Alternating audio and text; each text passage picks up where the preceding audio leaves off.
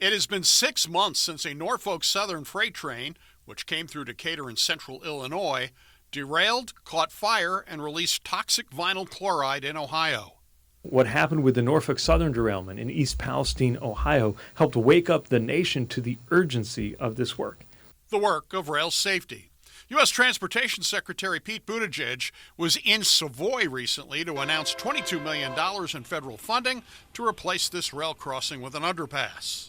There needs to be a deep overhaul in terms of safety culture across this country. I asked the Secretary of Norfolk Southern, which had problems with the train shortly after it departed Decatur, if the company had been taking the right steps since the derailment.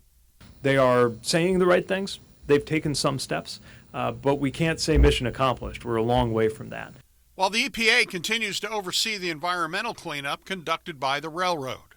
The EPA is holding accountable for the full extent of its responsibilities when it comes to cleanup, and we're holding accountable for meeting their safety responsibilities as enforced by the Federal Rail Administration. The National Transportation Safety Board is investigating the wreck and will have a final report in 2024.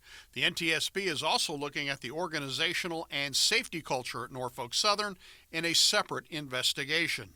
The Secretary of Transportation calling for Congress to act on pending safety legislation. Right now, there is a Railway Safety Act pending in Congress that could help add accountability and add safety to our rail networks. To make a long answer short, there's been progress. There's clearly a long way to go.